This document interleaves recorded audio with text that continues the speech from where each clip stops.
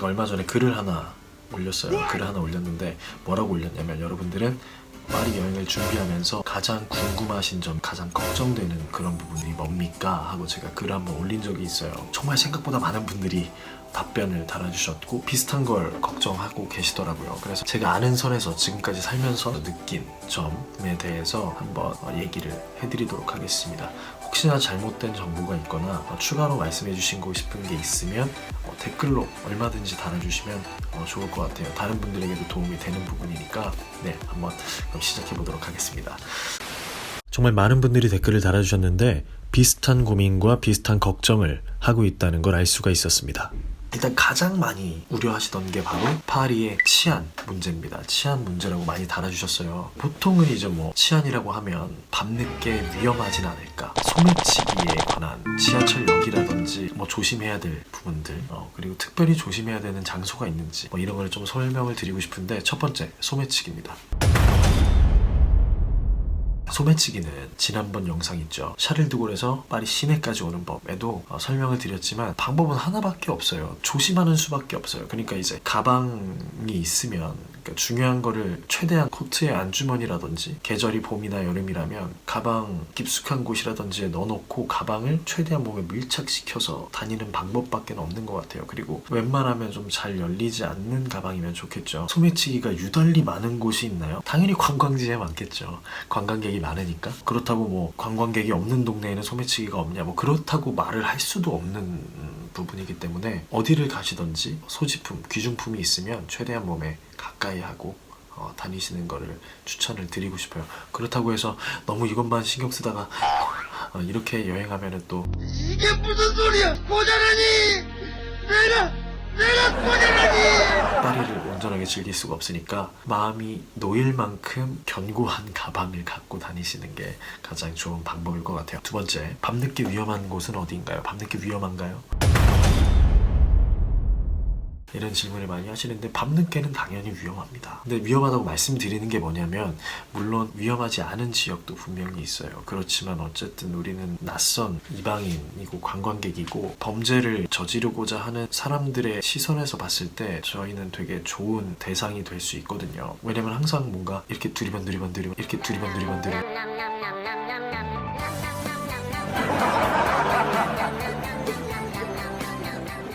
당연히 표적이 되겠죠. 그렇기 때문에 너무 늦은 시간에는 다니시지 않는 게 좋을 것 같아요. 만약에 너무 늦은 시간까지 밖에 나와 계셔야 된다, 그리고 숙소를 가셔야 된다고 하면 택시보다는 우버를 추천을 드리고 싶어요. 세 번째, 지하철, 버스, 나이트 버스. 대중교통이라고 부를 수 있는 게 이 세 가지 정도가 있는데, 사실 나이트 버스를 제외하고 버스나 지하철 같은 경우에는 크게 위험하진 않아요. 거기서 뭐 엄청난 범죄가 비일비재하게 일어나는 건 아니기 때문에, 다만 소매치기 같은 건 항상 조심을 하셔야겠죠. 특히 뒷주머니에 지갑을 넣는다든지 외투 바깥 주머니에 휴대폰을 넣는다든지 하시는 건 최대한 안 하시는 게 좋아요. 휴대폰은 안쪽 포켓이나 가방에, 아니면 꼭 손에 들고 계시는 게 좋을 것 같아요. 제 생각엔 버스가 조금 더 쾌적하고 조금 더 안전한 교통수단인 것 같아요. 파리에서는요, 적어도. 그리고 나이트 버스 같은 경우에는 저는 타봤는데, 저는 사실 아무 생각 없이 탔거든요. 타고 왔는데 제가 택시를 타본 적도 있고 우버를 타본 적도 있고 나이트 버스를 타본 적도 있는데, 당연히 나이트 버스가 가장 조금 불안 요소가 많은 이동수단인 건 확실해요. 왜냐면 제가 탔을 때도 이건 인종적으로 뭔가 차별을 한다거나 제가 거기에 대한 선입견이 있어서 말씀드리는 게 아니라, 실제로 조금 위험하다고 느껴질 만한 분위기의 분들이 계셨어요. 그때 버스기사 아저씨도 그때 갑자기 뒤로 오시더니 차를 세우고 뭐라고 말씀을 하시더라고요. 막 폴리스 이러는 거 보니까 뭐 경찰한테 뭐 얘기할 수도 있으니까 뭐 조심해서 갑시다 여러분, 막 이런 식으로 얘기하는 것 같았는데, 아무튼 제 현지 파리에 사는 친구한테도 물어보니까 나이트 버스는 사실 좋은 방법의 교통수단은 아니라고 얘기를 하더라고요. 적어도 관광객한테는요, 저희 같은. 그래서 조심해야 될 곳이 어디 있냐, 보통 이런 거를 많이 여쭤보세요. 이거는 숙소 부분이랑도 같이 결부되는 얘기일 텐데, 조심해야 할 곳은 다들 아시는 곳을 조심하시면 됩니다. 어디냐고 물으신다면 사실 이 문제에 대해서 제가 얘기하기가 조금 애매해요. 왜냐면 거기라고 다 위험한 건 아니고, 누구는 거기에 대해서 되게 좋은 기억이, 너무 편하게 잘 다녔는데요 하시는 분들도 계시기 때문에, 그리고 이제 그쪽에서 장사를 하시거나 그쪽에서 숙박업을 하시는 분들이 또 이걸 보면 기분이 언짢으실 수도 있고, 잘 모르면서 뭔가를 얘기한다 라고 말씀을 하실 수도 있기 때문에 제가 말하기가 조금 조심스러운데, 어쨌든 이거는 저도 철저히 여기에 도착한 지 3주 된 입장에서 말씀을 드리는 겁니다. 왜냐면 그분들은 사셨기 때문에, 오래 계셨기 때문에 어떤 게 위험인지 알고 어떤 걸 조심해야 되는지 알고 다 아시는 분들이기 때문에 위험하다고 못 느끼실 수도 있는 거잖아요. 그쵸? 근데 저희 같은 관광객들은 정말 뭐 3일, 길어도 뭐 한 달 정도 지내는 부분이기 때문에 모르고 당하는 경우가 많단 말이죠. 그렇기 때문에 제가 말씀을 드리고 싶습니다. 일단은 모두 아시죠? 북녘 쪽이 위험한 걸로 알고 계시죠? 그리고 19구 쪽이 조금 위험하다고 이야기를 많이 들었습니다. 이거는 한국 사람뿐만 아니라 파리에 사는 친구들이 이야기를 해준 부분이고요. 생든이라고 하는 동네가 있는데 그쪽 동네가 조금 위험하다고 저도 느꼈어요. 가니까 상점들도 굉장히 일찍 닫고 골목골목 같은 데가 다른 동네에 비해서 조금은 위험하다라는 느낌을 조금 받았던 동네였습니다. 그리고 이제 보통 동네를 콕 집어서 얘기하는 것보다도 센강을 기준으로 북동쪽으로 가면 갈수록 조금 위험해진다고 생각을 하고 계시면 좋을 것 같습니다. 물론 관광하시는 분들이 한해서입니다. 오해하지 않으셨으면 좋겠습니다. 자, 그럼 그 다음으로 고민을 많이 적어주신 게 언어. 네, 언어 문제인데, 정말 많은 분들이 언어 얘기를 해주셨어요. 언어가 가장 걱정이 되는데 언어가 잘 통할지 걱정이네요. 언어요. 언어죠, 언어. 프랑스어요. 제 영어는 자신 있는데 프랑스어는 완전 초기라는 건 알고 있거든요. 언어는 구글 번역기를 사용하면 될까요? 프랑스어요. 이렇게 언어를 얘기를 많이 해주셨어요. 언어 문제가 조금 있는 건 사실인 것 같아요. 요즘에는 제가 느꼈을 때, 저도 불어를 하나도 할 줄 모르는 상태에서 왔거든요. 근데 생각보다 영어가 잘 통했어요. 제가 5년 전에 왔을 때만 해도 영어를 정말 못하는 사람이 많았는데, 요즘에는 웬만한 카페라든지 레스토랑 이런 곳에서는 영어가 가능한 직원이 늘 있더라고요. 그래서 생각보다는 영어가 잘 통한다 라고 말씀을 드리고 싶고, 물론 지하철역이라든지 우리 일상적인 업무를 봐주시는 프랑스 분들은 영어를 조금 못하시는, 어려워하시는 분들도 덜어 있으나, 우리가 밥을 먹으러 가거나 음료를 마시러 가거나 하는 곳에는 영어를 할 수 있는 직원들이 항상 있었던 걸로 저는 기억을 합니다. 그렇기 때문에 언어적인 부분은 생각보다 그렇게 많이 걱정을 안 하셔도 괜찮을 것 같아요. 자, 그리고 두 번째, 불어가 너무 어려워요 라고 하시는데, 어렵죠. 저도 너무 어렵더라고요. 근데 3가지 정도만 기억을 해주시면 좋지 않을까. 저는 이제 여행을 갈 때마다 그쪽 나라의 기본적인 언어는 조금 써주면서 영어를 곁들이는 게 예의가 아닐까라고 생각을 하거든요. 물론 개인적인 의견입니다. 그래서 제가 이런 영상 기획을 하고 있어요. 제 프랑스 친구를 불러서 간단한 불어 표현을 배워보는 그런 영상을 만들려고 지금 기획을 하고 있는데, 그 전에 비루한 제 불어로 표현을 간단히 알려드리면, 뭐 워낙에 유명한 그 인사, 뭐 bonjour, bonsoir 이런 거는 당연히 아실 거고, 가장 많이 쓰는 건 pardon 같아요. Pardon. 이거는 실례합니다, 미안합니다 라는 의미를 갖고 있는, 뭐 좁은 길 지나갈 때, 사람들 사이를 지나갈 때 누구랑 부딪혔다거나 이랬을 때 습관처럼 쓰는 말이기 때문에 익혀두시면 좋을 것 같고요. 그리고 감사합니다, merci.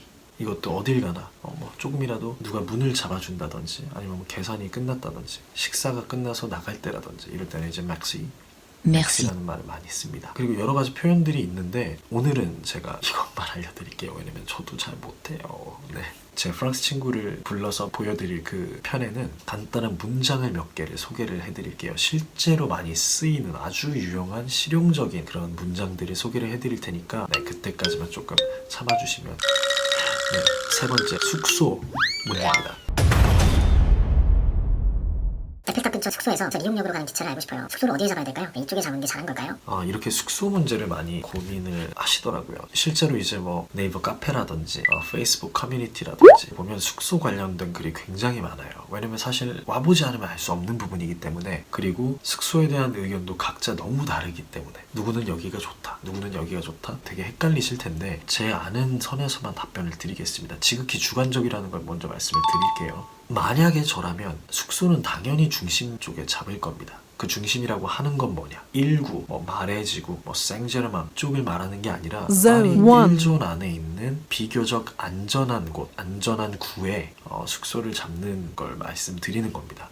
이제 물론 파리의 중심인데 생강을 끼고 있는 그 지역의 숙소를 잡으면 최고로 좋겠죠. 하지만 우리는 또 배낭여행을 많이 하잖아요. 그렇게 되면 숙소의 비용도 사실 생각을 안 해볼 수가 없는 부분이거든요. 그렇기 때문에 여러분 너무 숙소 위치에 연연하지 않으셨으면 좋겠어요. 안전한 곳이라면 파리 지하철이 생각보다 잘 돼 있습니다. 굉장히 빠르고 역과 역 사이가 좁기 때문에 숙소가 여기는 약간 먼데라고 생각하셔도 생각보다 금방 가실 거예요. 그렇기 때문에 여러분 숙소를 잡는 데에 있어서 너무 빡빡한 기준에서 잡지 않으셔도 될 것 같아요. 그것보다는 숙소의 특성에 맞게 에어비앤비라면 내가 원하는 감성을 가진, 아니면 내가 원하는 뷰를 가진 그런 숙소인지, 한인민박이라면 밤이 마시는지 분위기는 어떤지 여러 가지 이런 부분들을 고려하시고 위험한 지역만 아니라면 저는 괜찮다고 생각을 합니다. 그렇기 때문에 아까 제가 말씀드렸던 상대적으로 위험할 수 있는 지역만 피해서 숙소를 잡으신다면 저는 어디든 사실 나쁘지 않은 선택이 될 거라고 생각을 해요. 그렇기 때문에 지나치게 숙소 위치에 대한 것들을 걱정하지 않으셨으면 좋겠습니다. 네, 마지막으로 길 찾기에 대한 질문이 또 굉장히 많았어요. 지도 보고 길을 찾기가 어려운가요? 숙소에서 에펠탑 가는 법, 제가 공항에 새벽에 도착하는데, 혹은 제가 기차역에 새벽에 가야 하는데 어떻게 이동하는 게 가장 좋을까요? 이런 질문을 해주셨는데, 이제 막연하게 한국에서 여기를 내가 잘 갈 수 있을까라고 생각하면 조금 어렵게 느껴지실 수도 있을 텐데, 막상 와서 지도 보고 하면 요즘엔 구글맵이 또 워낙 좋잖아요. 그렇기 때문에 전혀 어렵지 않으실 거예요. 그러니까 자신감 갖고 딱 오셔가지고 보기만 하면 그래 별거 아니네 하면서 그냥 가실 수 있을 거예요. 자, 두 번째, 숙소에서 에펠탑 가는 법. 이것도 제가 따로 숙소에서 에펠탑을 가는 가장 완벽한 방법 이런 영상을 지금 준비를 하고 있기 때문에 일단 이 질문에 대해서는 제가 다음 영상에서 자세하게 소개를 해드리도록 하겠습니다. 왜냐면 질문해주신 분 숙소가 어디인지 모르기 때문에 제가.